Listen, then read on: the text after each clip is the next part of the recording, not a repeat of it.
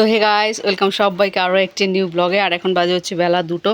আর দেখতে পাচ্ছ আরেকজনের 2টো বাজে, আর এখন খাচ্ছে ফল দেখতে পাচ্ছ। তো আজকেও সারাদিনে ভাত খাবে না বলে এর জন্য এই ফাঁকা তো সবগুলো ফল খেয়ে নিয়েছিস, সবগুলো ফল খেয়ে নিয়েছে। হ্যাঁ, ও ফল খাচ্ছে, ভাত খাবে না বলে সারাদিনে আজকে। তো আমি আজকে এখন রান্না করলাম, একটু চিকেন রান্না করলাম। কারণ হচ্ছে আমার সকালে মা রান্না করেছে, তো হঠাৎ করে গুবলু বলছে আজকে চিকেন খাবো, চিকেন খাবো, চিকেন খাবে তো খাবেই। জানি না কেন আজকে ওরা তো চিকেন খেতে ইচ্ছা করলো, তারপরে চিকেন আনলো, তারপরে চিকেনটা আমি রান্না করলাম। কারণ বোনও রান্না করে না চিকেন, মাও রান্না করে না, ওরা খায়ও না, রান্নাও করে না, এই জন্য আমাকে রান্না করতে হলো। তো দিলাম গুবলুকে, গুবলু খাচ্ছে। কেমন হয়েছে বাবা?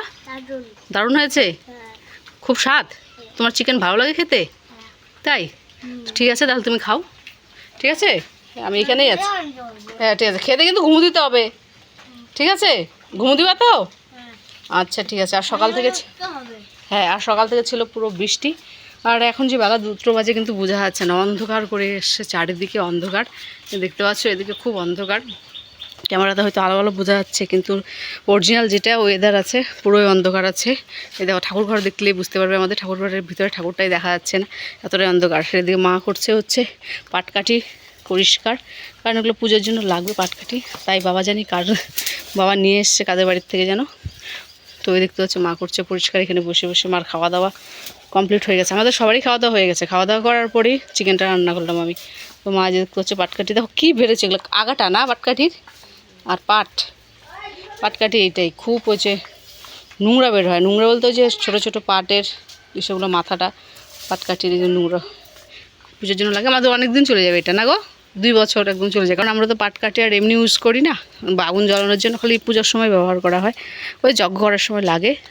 এর জন্যই এনে রাখে, তো 2-3 বছর চলে যায়, কিচ্ছুই হয় না। ওইখানে ভালো করে রেখে দিবে বেঁধে।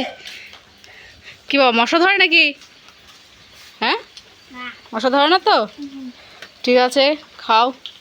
বৃষ্টি কিন্তু পড়েই যাচ্ছে, একটু মুষলধারে বৃষ্টি পড়ছিল, এই ঘর থেকে ওই ঘরে যাওয়া যাচ্ছিল না। বাপরে বাপ, অনেকটু কমেছে, পড়ছে, আবার আসবে। বললাম না, অন্ধকার হয়ে গেছে চারদিক।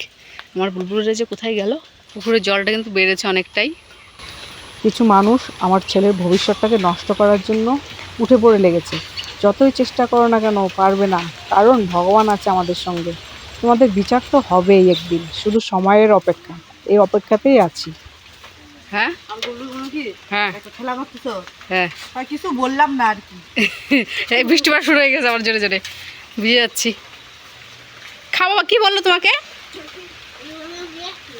হ্যাঁ, কেউ আসে নাই, ও গেটে শব্দ করলো। আচ্ছা তুমি খেয়ে নাও, ঠিক আছে? খেয়ে দিয়ে কিন্তু আমরা দুজনে ঘুমাবো, ঠিক আছে বাবা? ঠিক আছে, খাও। হ্যাঁ, আমি বললাম ফোন করে, বললাম নিয়ে আসো ফলমূল, তো খাবে না ভাত আজকে, বলে এখন পাবো কি না।